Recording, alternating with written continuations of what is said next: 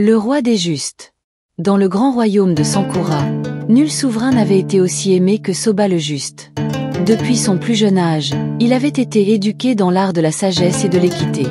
Sous son règne, les faibles étaient protégés, les puissants contrôlés, et la justice régnait en maître.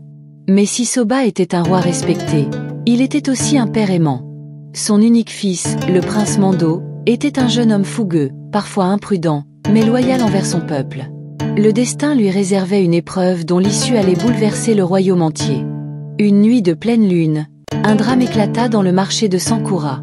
Un homme fut retrouvé mort, étendu sur le sol poussiéreux, une dague plantée dans le cœur.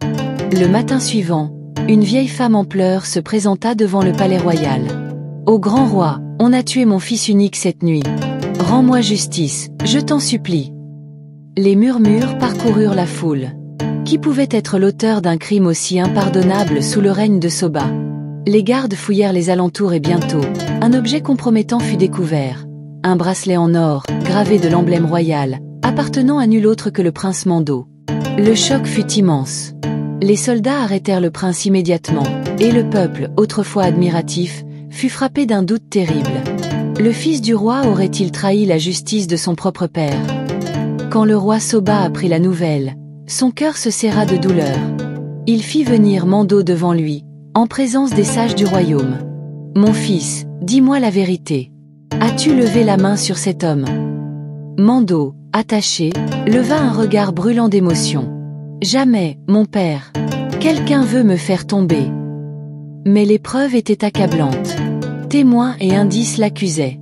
Le conseil des sages se réunit et déclara: selon la loi de Sankura, le meurtrier doit être puni de mort, qu'il soit esclave ou prince.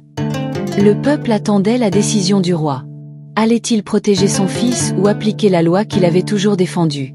Soba, tiraillé entre son rôle de père et celui de souverain, passa une nuit sans sommeil. Le jugement final. À l'aube, une foule immense se rassembla devant le palais. Tous retenaient leur souffle. Le roi, vêtu de son grand manteau de justice, s'adressa à son peuple. « Mon cœur est enchaîné entre deux devoirs. D'un côté, mon amour pour mon fils. De l'autre, mon serment envers la justice.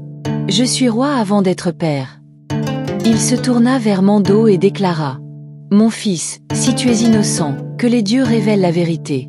Mais si tu es coupable, alors la loi s'appliquera à toi comme à tout autre sujet de ce royaume. » Le silence était pesant. Soba leva son épée, prêt à rendre la justice. Avant de continuer, abonnez-vous s'il vous plaît, likez et laissez vos commentaires par rapport au jugement du roi. La révélation. Soudain, un cri retentit dans la foule. « Attendez !»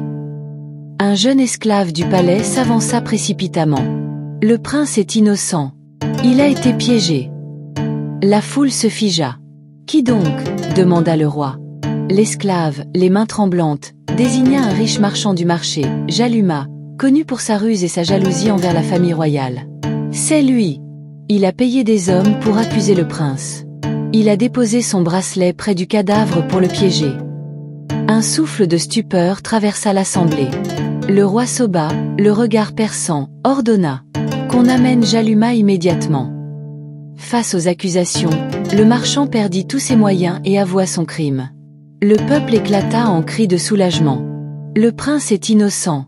Le prince est innocent. » Soba, ému mais soulagé, prit son fils dans ses bras. La sentence royale. Le roi s'adressa alors à son peuple. « Aujourd'hui, nous avons failli commettre l'irréparable. Que ceci nous serve de leçon. La justice ne doit jamais se précipiter. Toujours chercher la vérité avant de condamner. » Quant au coupable, Jaluma fut jugé et condamné selon les lois du royaume. Le prince, après cette terrible épreuve, jura: « Je consacrerai ma vie à la justice, comme mon père. » Et ainsi, le règne du roi Soba resta gravé dans l'histoire, et sa sagesse fut transmise aux générations futures. La leçon de morale de cette histoire. 1. La vraie justice ne favorise personne, pas même les proches du roi. 2. Ne jamais juger trop vite, car la vérité a toujours plusieurs visages. 3. Un dirigeant digne de ce nom doit toujours placer la justice au-dessus de ses émotions. Abonnez-vous et à la prochaine pour une autre histoire.